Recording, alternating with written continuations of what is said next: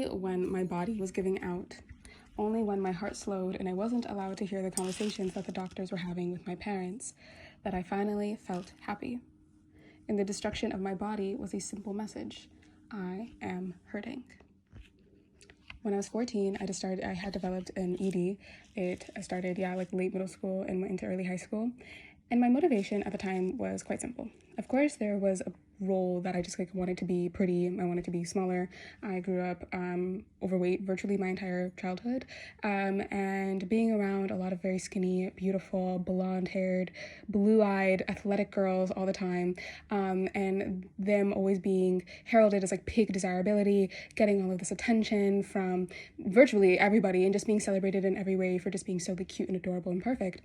I, of course, wanted that for myself, but I felt like I was on the furthest end of the spectrum from them, being very big and dark, and I had different hair, and I had my family's from a different place, and all of these things.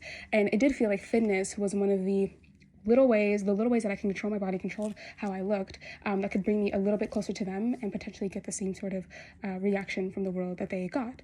So there was something very superficial that I was after at the time, which was just having to do with beauty and making myself desirable. But I also had what I would say was my primary motivation, which was the pursuit of care. It was the pursuit of being understood and being seen. I, like every other adolescent, preteen, teen girl, felt overlooked. I felt misunderstood. I felt like I had this deep experience that I didn't really know how to articulate at the time, but I knew was not really being recognized by my peers or by my family. I feel like it's really, really difficult to grow up as a girl in the society, but especially to be at that really tender age, middle school, high school, where people are having this expectation of you and your body. People are reacting to your changing body. People are starting to put you into the role of woman, and get you to start to accept that. And it feels really confronting. It feels really uncomfortable. It feels really disorienting, but not really having, because you're so young, not really having the language to explain that, right? So I knew that my desirability as a woman was really important. I knew that the things that I was supposed to want, right? A man wanting me, being found beautiful, being found physically desirable, I knew that those were the things that I was supposed to value and that I was supposed to find really important. And I knew that how I looked played a big role in that. But of course, I found this whole exchange, everybody finds this whole exchange to be extremely dehumanizing. This is one of the ways that we dehumanize women, is by making them feel like they do not exist outside of their physical attractiveness. So I'm going through this experience where I'm I want to exist as more than my body. I want to be taken seriously in my creative pursuits. I want to feel like I can have friendships and relationships that exist beyond this sort of mutual lamenting about how it is we look. I want to feel, I was also queer and not out and didn't really know how to process all of that. And I was having all of these other conflicting narratives going on within myself, where I was I want to be respected for my sexuality. I want to be respected also in my lack of desire for men. And I want that to be something that is not a hindrance to my well-being or an indictment on how much people like me, right? Had all of these feelings, not knowing how to explain it. So how does it come out, right? When we live in this world that doesn't take girls seriously, that calls them melodramatic, that calls them hysterical, that tells them that they're just all these beauty-obsessed, empty-brained whatevers, right? How do you communicate that to the world? How do you communicate that you are in distress when you barely can process and explain the distress yourself? You turn to destroying your body, which is what happened to me, right, with my ED. I was trying to get my body to a state. I didn't want to just be skinny, right? I didn't want to just be, look up my BMI and my healthy weight range and just get myself to the lowest one possible. That's not what this was about. This was not just about trying to become small and just fit into a size 2. Though that was, I guess, a 2% of it. It was about trying to get my body to a state of, shockingly smallness, right? I wanted to be underweight. I wanted to be as low as I could get my body to be.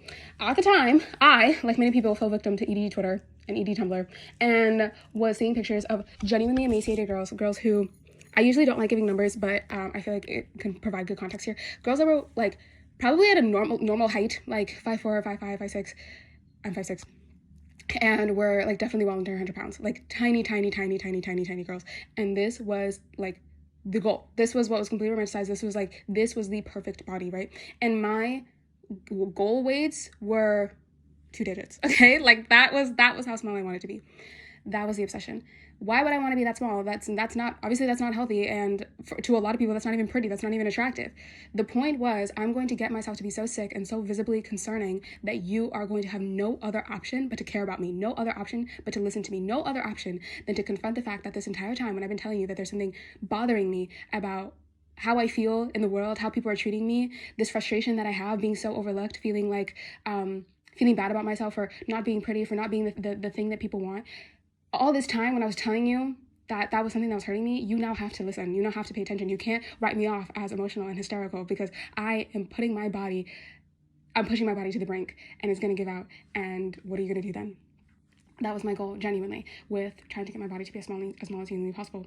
And it's got me thinking about why, as women, do we generally why do we turn to destroying our bodies when we're trying to communicate these messages? And I made this point of, women are given bodies and men are given ambition. Men are allowed to exist as full, whole, actualized subjects. They are allowed to pursue their career ambitions. They are allowed to be respected and given that dignity. And when they say something, when they say that they feel something, people respect that and understand that and take them seriously. They are allowed to exist in the real whole world. That is their sector. Women are their bodies. Women, your value is completely tied to your desirability. It's completely tied to who wants you. That is where your values of women come from, right? Like our world thinks that the most valuable women are mothers, they are wives, they are women who have been chosen and kept by men, women who give birth to men, women who take care of men's babies. Those are women who are in positions of care. Those are the valuable women, right? Because that is where, like, the fact that a man found you desirable and then you got to be in that maternal caretaking role, like, that is the best thing that you can ever do as a woman. So when women are only ever given the space, right, your success, your feeling like you have a right to exist in the world is so tied to how pretty you are, then of course that is going to be the only sector, the only, space, for lack of a better word, where you are going to be able to communicate any feelings of distress that you have, right? This is the way that we know how to communicate. Women's speech is not respected. When women come forward saying that this is what happened to me, we can look at essay victims. When they come forward and they say, this is my experience, nobody listens to that. Nobody listens to what it is you have to say. People don't care about when you as a woman explain what it is, how it is you feel. Like I said, apologies for the weird cut. My camera reheated. So let's get this back in business. And I hope that I'm on the same train of thought. But of course, women's bodies become the space in which you express your distress with the world, because this is the only way in which we are able to be taken seriously. Another thing that I said in my essay about the same subject was, the only people that we love more than the dead are those who circle it. If you can get your body to a place where everyone is so concerned and everyone is so worried about you, then that is one of the clearest and most efficient ways where you can get people to finally start caring about you and realize that the distress and the difficulty that you have been experiencing, you have not been lying about, and that you have genuinely been going through this and trying to get people to support you. And this is something that women, I think, tend to peak very early. They tend to realize this, and I definitely did by the time that I was in middle school, right? Realizing that if I just got my body to a stage where people were really concerned about me, they were very worried about me, that if I could just get my body to be sick enough, then I would get the sort of attention and care that I was looking for. Then people would start to take me seriously. When I was in the thick of my ED, I was never upset because of what I didn't put in my body, but because of what I couldn't get out of it. Because saying, I am tired, you've hurt me, I need help, was meaningless. Only slow beeps on hospital tech could get me anywhere. It came with an efficiency I found almost amusing. As I've just gone over, the shock that I was experiencing at that time truly was not misplaced. It really was just reflective of the fact that as a woman, as a girl at the time, that was going to be the only avenue that I was going to have if I ever wanted to have an opportunity to be taken seriously by the world. That was what I was going to have to do, was just render my body to a state of complete nothingness. And it ended up being the case that when I did start to lose weight and when I was, in my ED and was kind of like inching slower down with my weight, there was a point where I was never at the weight that I wanted to get at, right? Those 2-digit numbers that I wanted to be at so bad, I never got there. And when I did start to go through treatment and I started to heal, when I realized that I had failed in this pursuit of something so tender, right? My pursuit, what I wanted at my heart, was to be taken seriously and to receive care. Realizing that I had not gotten there, that I had not gotten that, and something so sensitive was genuinely devastating. It was not about, oh my God, now I just have to be okay with not being like a size 00. Like, I'm just gonna have to buy bigger clothes. That's so devastating. That was obviously also had its own frustration, but was beside the point. It was like, oh my God, my ticket to care, my ticket to being someone that people believed and valued and held close to them, that ticket is gone. That's no longer here. And that's also why I immediately made my own plan for a relapse, because I was like, well, I'm gonna have to just keep trying. Like, what else do you do? How else am I gonna get there?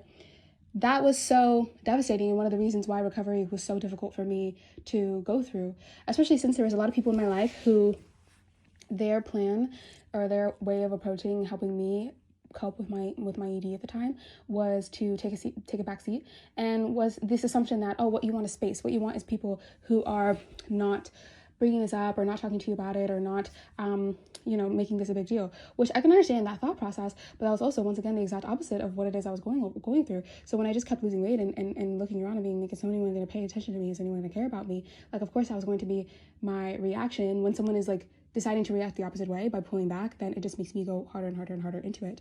Obviously, I'm not blaming those people, but I'm just kind of bringing that up to say why I think the recovery period for ADD can be especially complicated when we're not considering the conflicting narratives or the other sources of motivations for why people are engaging in these EDs in the first place, why they are punishing their bodies in the first place. In general, this is one of the reasons why I talk so much about the body and why I talk about our pursuits with wanting to change our bodies, because I think that this goal of trying to get people to care about you, trying to get people to pay attention to you, trying to get the social validation, the support, the attention that we give to people who are suffering, if we don't acknowledge this, then I think that, and we start to also really support this narrative, especially in the rise of Ozempic now, where we really are supporting this narrative that body obsession, beauty obsession can come from the self-originating place, right? I'm losing weight for me, I'm losing weight for myself, I'm losing weight because it makes me feel happy, and it's completely independent and has nothing to do with the other world, and it's boosting my confidence, when we start to really support these narratives, then we start to ignore the fact that experiences like mine are way more common than we would care to admit, and then because we're not having that conversation, there's we can't actually get anywhere productive. When I did start to recover, of course, there's the piece that I mentioned about realizing oh my god, this thing that I wanted, being cared for by people, was not happening, but it meant that I had to become okay with living in a sort of silence, right? Living without having people around me who were fearing for my life. That had to be something that I was okay with, that my life got a lot simpler. And on the surface, it should have been good because no one was worried about me and no one was checking up on me and nobody was getting upset with me, right?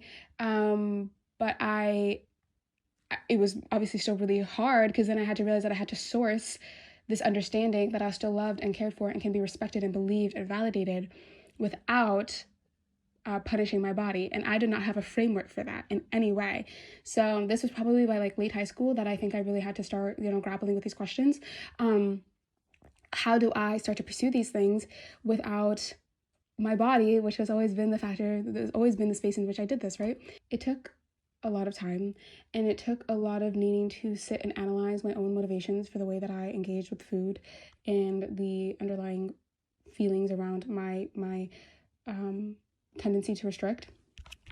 And since then it's expanded, and I've never had an ED as bad as I did in my late middle school or early high school, but I found that anytime that my relationship with food started to hint towards anything dysfunctional again, it was always around this central idea of I'm trying to pursue care. And so I realized if care is the fundamental thing, then I really need to go to places, put myself in spaces where my speech is being valued, where it's being respected, where it's being believed. And that is a very difficult thing to do, as we've gone over as girls. It's a very difficult thing to do, but that was paramount to me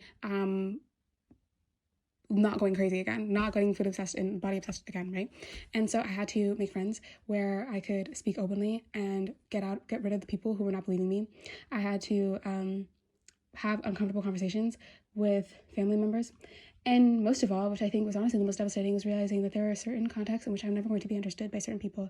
Certain people that I love and hold close to me are never going to completely understand me. I especially understand this as a queer person and queer person in an immigrant family. There's just a lot of ways in which I'm just never going to be understood, which I'm never going to be fully accepted.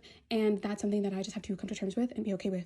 And trying to get myself and my body to a place where I force those people around me to recognize my pain and recognize my suffering and want to help me and support me. I have to love myself enough. And I don't even talk about talking about loving yourself, because I think it's become such a cliche at this point. I have to have enough respect for myself. I have to acknowledge my own dignity, protect my own dignity enough to realize that I don't deserve that. I don't deserve suffering so significantly so that X, Y, and Z person, no matter how close they are to me, can recognize that the thing that I've been saying this entire time, the thing that should have been obvious to them, that something they did hurt me or that I've been suffering in whatever way, And sorry if I'm being vague, but I hope that my message is still applicable, that you still understand what I'm saying. But I do not deserve pushing my body to its limits so that those people accept me. And that is truly the core point that I want to get at. And with anyone else struggling with this, or anyone else understanding what it is I'm saying and having your own experience with this, like, you don't, the validation from those people is not going to be worth it if that's the cost. And if that's the cost, it's also always going to be fleeting, because the second that you recover, it's going to be gone, and you can't keep yourself at death's door for the rest of your life just so people believe you. And I think one of the easiest ways to forego this obsession with, trying to get people to believe you is trying to get someone to believe you who's like hell-bent on not believing you, is finding people who do believe you. And being able to get myself in spaces, even in the beginning, like, this was just the internet, like, this was just like posting online, because I've been posting online for like well over a year now. In the beginning, it was just posting online and seeing people online who understood me and who like got where I was coming from, and knowing like, oh, okay, it is capable. I'm capable of being understood. I'm capable of being accepted at my whole. And having those examples made then engaging with people who didn't want to give me that acceptance a lot easier. So that is my little tidbit, I guess, and my little story for why women punish their bodies when trying to communicate their distress, where this comes from, and I guess my personal experience with it. So sorry if this is an awkward ending. This is my first YouTube video back in a really long time. And I think every single time I made a video, I have promised that I'm going to come back. But I do promise I'm going to come back, because I told myself that I needed to get back on YouTube before I hit 150. And I think, I don't know when I'm going to hit 150, but I'm at like 145 right now. So I'm like, I gotta log in. But yeah, so subscribe to my YouTube channel or on podcast if this is up on there. This is so awkward, I'm sorry. But also, please comment any other videos you want to see from me, and I hope that you enjoy this and read my essays. Those will be linked down below as well. Bye, guys.